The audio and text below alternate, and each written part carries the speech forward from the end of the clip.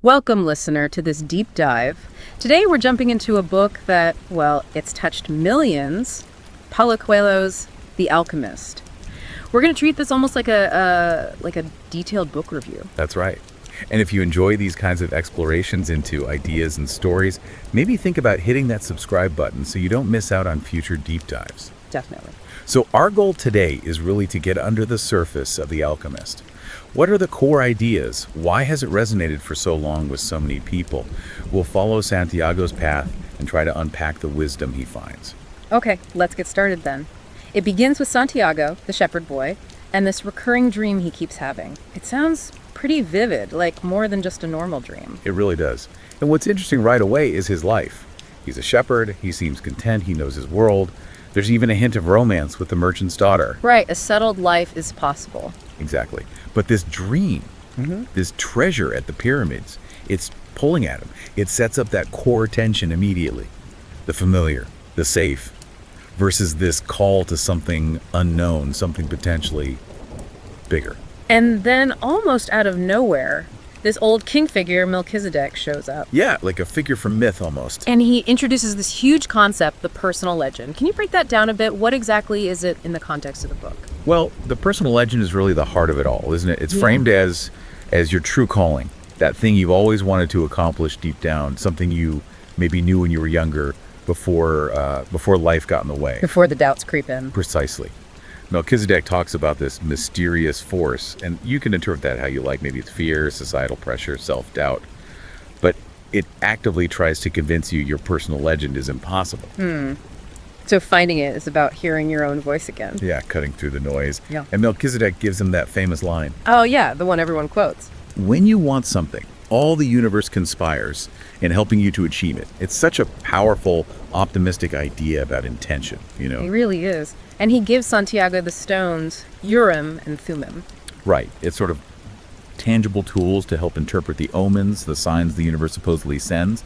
It reinforces that idea of guidance being available. But even with a king, magic stones, and this promise of cosmic help, Santiago is still scared to leave his sheep. That hesitation feels very real. Oh, completely. It's crucial, I think.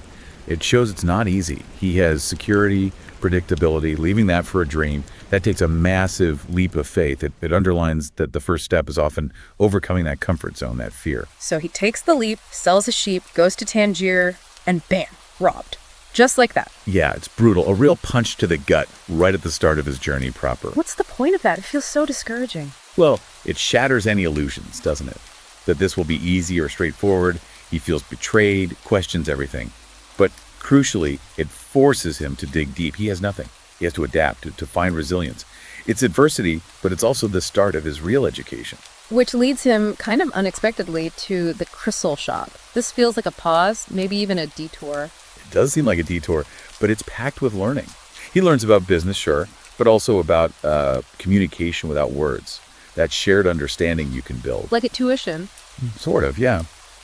And he sees the crystal merchant up close. This man has a dream, his own personal legend, going to Mecca. But he's afraid to actually do it. Exactly. He's afraid fulfilling the dream will leave him with nothing left to live for, or that it won't live up to expectations. He's paralyzed by fear. It's a stark warning for Santiago, you know. Don't become like him. And during this time, Santiago's also getting better at understanding those omens Melchizedek mentioned, right? It's not just the stones anymore. Right. He starts to feel it more. Reading the world around him, noticing the little signs, the coincidences, the idea of the soul of the world, this interconnectedness, starts to become more real for him, less abstract. Okay, so eventually he earns enough money, leaves the shop, and joins a caravan crossing the desert. And here he meets the Englishman. Ah, the Englishman, yes. A very different character. How so? They're both seeking something, aren't they? They are, but their methods are totally different. The Englishman is all about books, research, the intellectual pursuit of alchemy's secrets. He thinks the answers are written down. Whereas Santiago is learning through doing, living. Exactly. Through observing, experiencing, trusting his intuition. It kind of highlights that there isn't just one way to learn or find wisdom. Both approaches have value, perhaps, but Santiago's is more experiential. And then there's the camel driver in the caravan. He seems quite wise in a quiet way. He really does. His wisdom is very grounded, very present moment focused. He teaches Santiago about accepting what comes, living in the now, not being crippled by fear of the future or regrets about the past. Factob.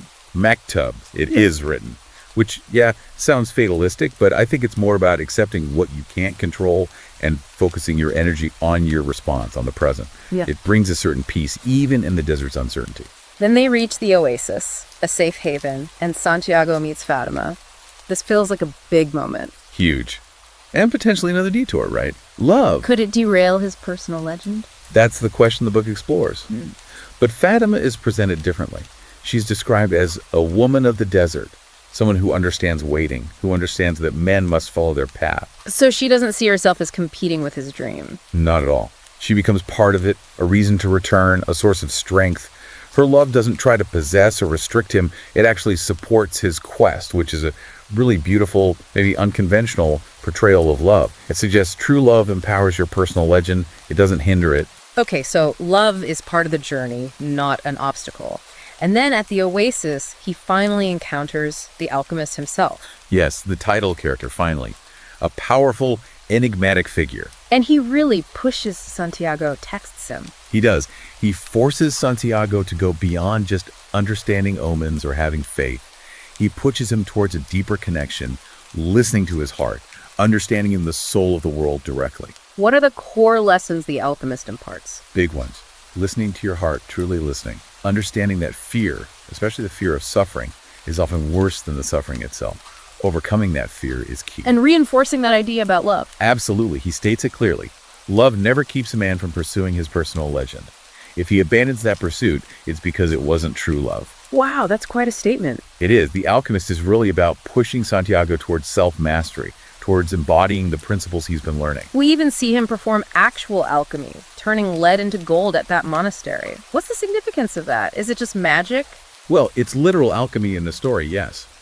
But it's also deeply symbolic, isn't it? It's the ultimate metaphor for transformation, turning something base like lead into something precious like gold. That's the inner journey Santiago is on, refining himself, achieving his potential. And the alchemist gives him some gold. Yeah, partly practical help for the rest of his journey, but also maybe a symbol that Santiago has progressed, that he's earned a piece of that transformation. The alchemist also tells that short story about the Roman centurion. It seems almost random. It does feel like a bit of an aside, but I think the point is about interconnectedness and impact. That centurion just doing his job, his words end up echoing through history in ways he can never imagine. It suggests everyone plays a part, knowingly or unknowingly, in the grand scheme. Santiago's quest isn't just for himself. So Santiago finally gets near the pyramids, the place from his dream, only to get beaten and robbed again. Right, it's like, come on. But this time, there's this incredible irony. As he's lying there, beaten, he tells the robbers about his dream of treasure near the pyramids. And the leader of the robbers scoffs, laughs at him. Okay. And then the robber says something like, "What a fool. I had a recurring dream too, about treasure buried under a sycamore tree in the ruins of a church in Spain." Wait, back where Santiago started. Exactly. Yeah. The exact spot where Santiago used to sleep with his sheep, where he had his first dream. The robber dismisses his own dream, but in doing so, reveals the location of Santiago's actual treasure. Wow. So the treasure was never in Egypt? It was back home all along. The journey wasn't to find the treasure there, the journey was the point. The journey itself was the treasure, in a way. In a very significant way, yes. Yeah. He had to go all the way to Egypt, face all those trials, meet all those people, learn all those lessons, just to understand where the treasure truly was. It brings everything full circle. It really emphasizes that the transformation within him was the real goal. The gold is, well, just gold. Precisely.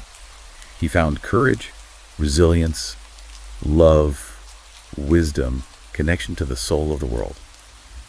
That's the alchemy. The physical treasure is almost like a confirmation prize. So thinking about this whole journey, all these themes, why do you think The Alchemist struck such a chord? Why is it still so popular globally? I think it taps into something really fundamental, that universal longing for purpose, for meaning, the idea that you have a unique destiny, a personal legend. And the courage to pursue it. Yes, and the obstacles are real, but surmountable. It speaks to hope, to listening to your heart, to the idea that we're all connected, that the universe isn't indifferent. And it does it all through a simple fable-like story. It's accessible. It makes profound ideas feel achievable, maybe. I think so. That message that the journey transforms you, and that maybe, just maybe, the universe does conspire to help you if you're truly committed. That's incredibly appealing. It certainly makes you think about the path, not just the end point. Definitely. The Santiago who returns to the sycamore tree is not the same shepherd boy who loved it. That's the core transformation. So, listener, listening to this deep dive, what does it bring up for you? Does it make you think about your own personal legend, those dreams or callings you might have set aside? Maybe reflect on the kinds of obstacles Santiago faced. Fear, doubt, getting robbed, misunderstandings. Do they sound familiar? How did he keep going? What can we learn from that persistence? And that idea that perhaps the universe does conspire.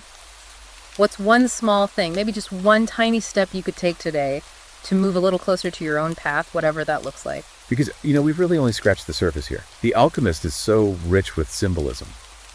Reading it, or maybe reading it again, thinking about these ideas, it's an invitation to consider what your own treasure might really be. Is it gold? Or something else entirely? A great thought to end on. Thanks for joining us on this exploration of The Alchemist, and definitely subscribe if you want more deep dives into ideas that matter.